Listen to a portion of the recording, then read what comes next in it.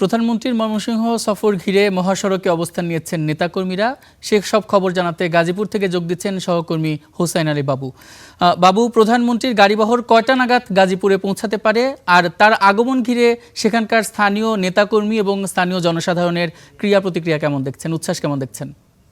সকাল ৯টায় তারেক রহমান তার বাসভবন থেকে বের হওয়ার কথা ছিল, যদিও একটি মিটিং এর কারণে সেটা ১১টায় বের হবে। এছাড়া কিন্তু আসলে তারেক রহমানকে প্রধানমন্ত্রীকে আসলে স্বাগত জানাতে গাজীপুরে যে নেতাকর্মীরা রয়েছেন এবং সাধারণ জনতা মানুষ যারা রয়েছেন তারা কিন্তু ঢাকা ময়মনসিংহ মহাসড়কে কিন্তু অবস্থান করছেন। তারা প্লে কার্ড, ব্যানার, ফেস্টুন সহ কিন্তু নানান বিষয় নিয়ে আছে, তারা মহাসড়কে অবস্থান করছেন এবং তারা স্লোগান দিচ্ছেন তারেক রহমানের আগমন, শুভেচ্ছা, স্বাগতম। আসলে এই নির্বাচনের ৩ মাস পর আসলে গাজীপুরের যে ময়মনসিংহে মহাসড়ক, সেই মহাসড়ক দিয়ে আসলে তারেক রহমান যাচ্ছে। আসলে তারেক রহমানের যে নদী খনন কর্মসূচি এবং কৃষি কার্ড, ফ্যামিলি কার্ড সহ নানান কর্মসূচিতে যেসব কাজগুলো করেছেন, আসলে এইসব সাধারণ যে তৃণমূল পর্যায়ে যে সাধারণ মানুষ তাদের কিন্তু ভালো উদ্বেগ সৃষ্টি হয়েছে।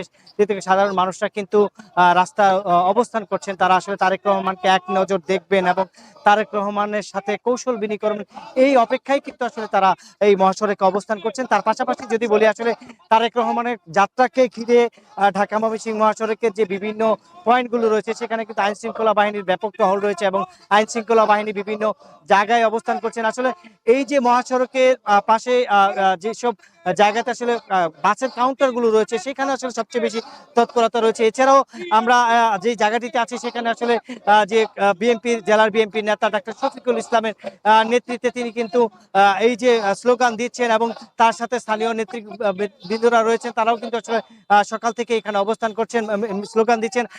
তাই এছাড়াও কিন্তু আমরা এর আগে কিছুক্ষণ আগেই দেখেছি আসলে এই এলাকা যে স্থানীয় সাংসদ ডাক্তার রফিকুল ইসলাম বাচ্চু, তিনিও কিন্তু তার নেতৃত্বে এখানে দীর্ঘ মিছিল ছিল, দীর্ঘ অবস্থান ছিল এবং তার নেতাকর্মীরা রাস্তার দুপাশেই কিন্তু অবস্থান করছেন। যদিও আসলে তারেক রহমানের সময়সূচি ২ ঘন্টা পিছিয়েছে, যার কারণে নেতাকর্মীরা একটু এলোমেলো হয়ে আছেন, বিভিন্ন জায়গায় অবস্থান করছেন, কারণ রোদের দীর্ঘ তাপের কারণে আসলে তারা দীর্ঘক্ষণ এক জায়গায় দাঁড়িয়ে থাকতে পারছে না। সেক্ষেত্রে তারা কিন্তু বিভিন্ন জায়গায় একটু ঠান্ডা জায়গায় অবস্থান করছেন। সেখানে কিন্তু সেই জায়গাগুলো থেকে আসলে তারেক রহমান যখন যাবেন, যখন তাদের খবর আসবে যে গাজীপুরে তারেক রহমান ঢুকে গিয়ে চলে এসেছেন, তখনই আবার নেতাকর্মীরা মহাসড়কে তারা অবস্থান করবেন, এখনো অবস্থান রয়েছেন এবং তারা তারেক রহমানকে স্বাগত জানাতে এবং তাদেরকে প্রস্তুত করে বরণ করে নিতে আসলে সর্বোচ্চ আয়োজন কিন্তু গাজীপুরে রয়েছে। এই ছিল আমার কাছে গাজীপুরের যে তারেক রহমান ময়মনসিংহের উদ্দেশ্যে যাবেন, সেই যাওয়ার উদ্দেশ্যে তাকে স্বাগত জানানোর সর্বশেষ। হোসাইন আলী বাবু, আপনাকে অসংখ্য ধন্যবাদ। প্রধানমন্ত্রী আজকে ময়মনসিংহে যাচ্ছেন, সে ব্যাপারে আরও খবরাখবর জানতে যুক্ত হচ্ছি সহকর্মী সাদিকুর রহমানের কাছে।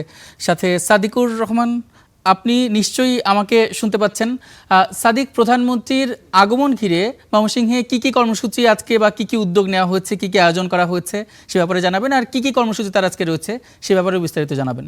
প্রবাসীর জন্য একটা বিশাল একটা উৎসবের দিন আজকে, নজরুল জয়ন্তী, ১২৭তম জাতীয় কবি কাজী নজরুল ইসলামের জন্মজয়ন্তী উৎসব, এবং সেটা আজকে উদ্বোধন করবেন প্রধানমন্ত্রী তারেক রহমান। এবং সেই জন্যে কিন্তু এই গত কয়েকদিন ধরেই দেখা যায় যে ত্রিশালবাসীর মাঝে যে আনন্দ উচ্ছ্বাস সেটা আমরা দেখতে পেয়েছি, এবং আজকে সকাল থেকে আমরা দেখেছি যে সার্বিক প্রস্তুতি কিন্তু নেওয়া হয়েছে। এবং এই যে দেখতে পাচ্ছেন যে নজরুল মঞ্চ, যে ত্রিশালের যে নজরুল একাডেমিতে, সেই নজরুল মঞ্চে এখানে কিন্তু যারা সরকারি কর্মকর্তারা আছেন এবং দলীয় নেতাকর্মী এবং এই আজকের যে প্রোগ্রাম বাস্তবায়ন কমিটির সবাই কিন্তু সার্বিক বিষয়টা পরীক্ষা করে দেখছেন।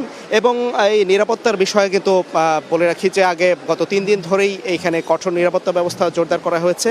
এখানে সাদা পোশাকে পুলিশ থেকে শুরু করে এখানে সব ধরনের নিরাপত্তা বাহিনী কিন্তু নিয়োজিত রয়েছেন।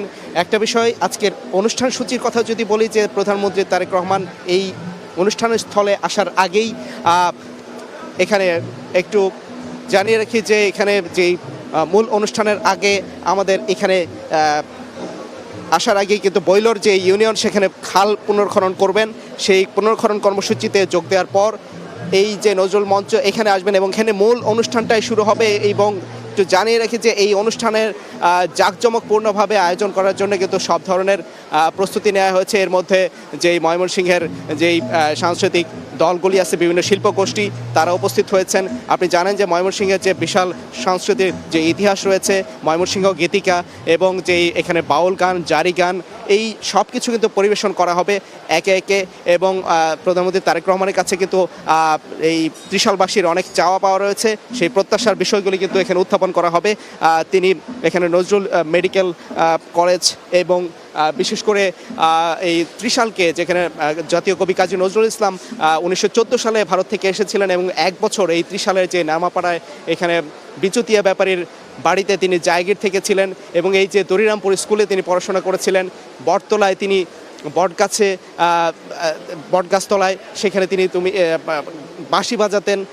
এই যে ওনার যে স্মৃতি বিজড়িত যে স্থানগুলি, এগুলি যদিও নজরুল ইনস্টিটিউট সংরক্ষণ করেছে এবং এগুলিকে আরও উন্নত করা এবং ত্রিশালের যে ময়মনসিংহের যে সৃষ্টি, বিভিন্ন কালচার, বিভিন্ন ধরনের যে সাংস্কৃতিক বিষয়গুলি রয়েছে, সেগুলিকে আরও উজ্জীবিত করবে এবং তিনি এই ত্রিশালকে নজরুল সিটি হিসাবে ঘোষণা করবেন, এটা কিন্তু প্রত্যাশা রয়েছে ত্রিশালবাসীর এবং সেই অধীর অপেক্ষায় রয়েছেন।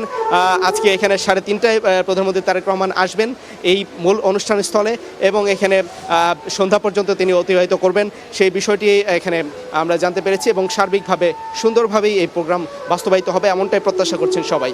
এই ছিল এখান থেকে সবশেষ তথ্য। ইমন। সাদিকুর রহমান, আপনাকে অসংখ্য ধন্যবাদ।